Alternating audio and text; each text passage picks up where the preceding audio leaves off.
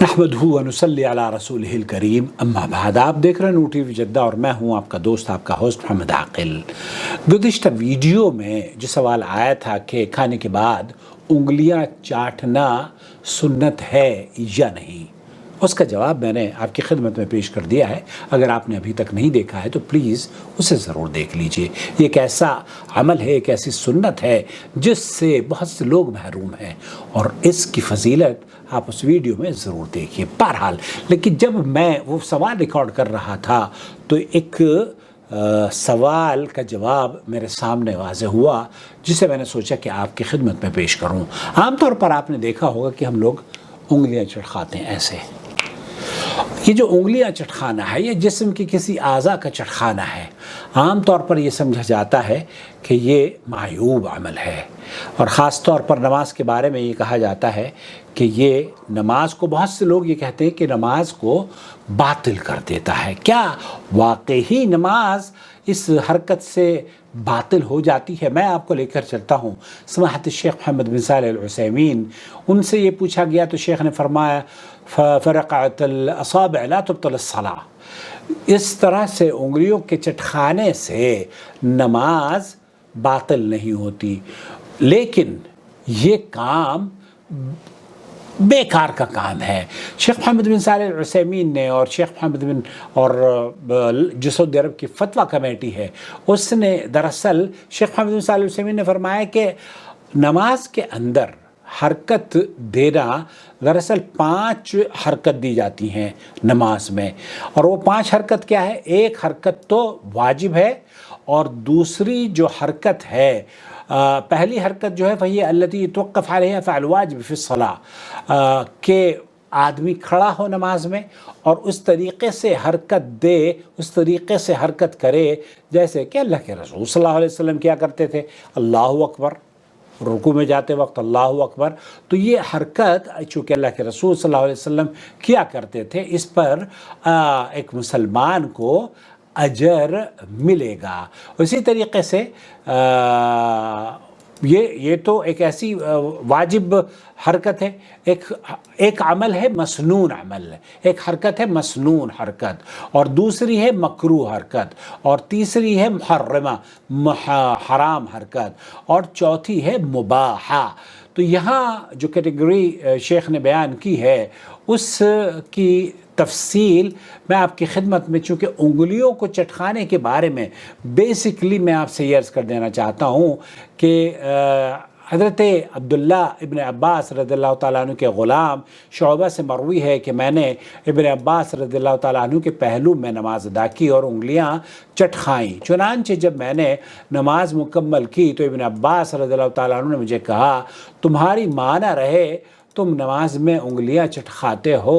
اس واقعے کو ابن ابی شیبہ نے روایت کیا ہے، اور علامہ البانی رحمۃ اللہ علیہ نے اس کی سند کو حسن قرار دیا ہے۔ اس بارے میں وارد شدہ جو یہ حدیث ہے یہ نبی کریم صلی اللہ علیہ وسلم کا فرمان نہیں ہے، بلکہ عبداللہ ابن عباس رضی اللہ تعالی عنہما کا یہ اپنا قول ہے۔ شیخ محمد بن صالح العثیمین رحمۃ اللہ علیہ فرماتے ہیں کہ بھول کر نماز میں انگلیاں چٹکانے کے بارے میں پوچھا گیا ہے تو اس سے نماز باطل نہیں ہوتی۔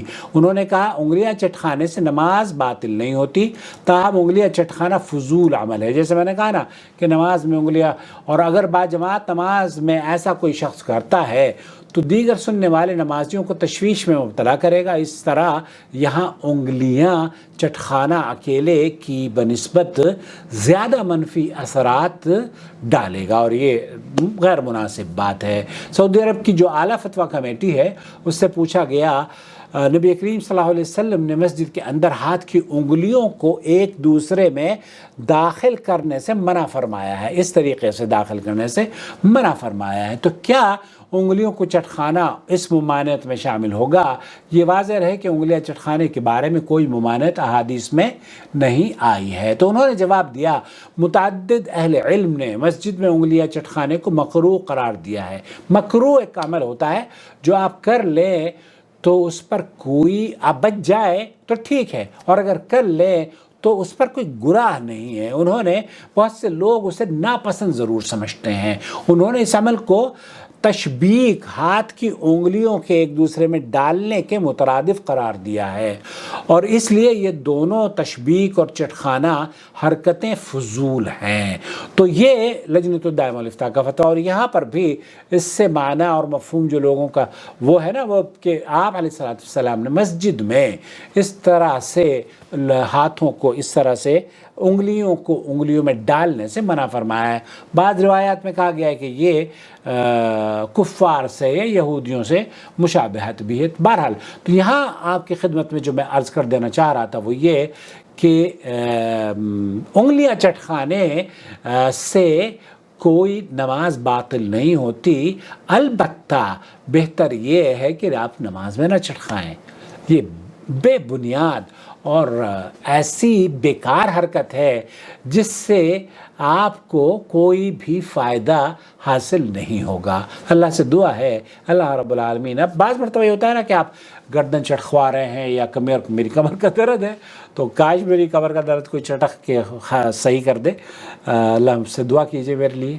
تو انشاءاللہ تعالیٰ اس میں انشاءاللہ یہ چٹخانے میں شیخ مصطفیٰ نے بتایا کہ یہ ممانعت کی کوئی دلیل نہیں ہے کہ ہم چٹخا نہیں سکتے، انگلیاں چٹخا سکتے ہیں، البتہ نماز میں، یہ نماز عبادت ہے اور نماز میں رب العالمین سے ہم کلام ہوتے ہیں۔ آپ میری ویڈیو دیکھ لیے کہ کس طریقے سے ہم کلام ہوتے ہیں رب العالمین سے۔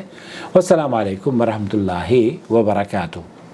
وما أرسلنا من قبلك إلا رجالا نوحي إليهم فاسألوا أهل الذكر إن كنتم لا تعلمون بالبينات والزبر وأنزلنا إليك الذكر لتبين للناس ما نزل إليهم ولعلهم يتفكرون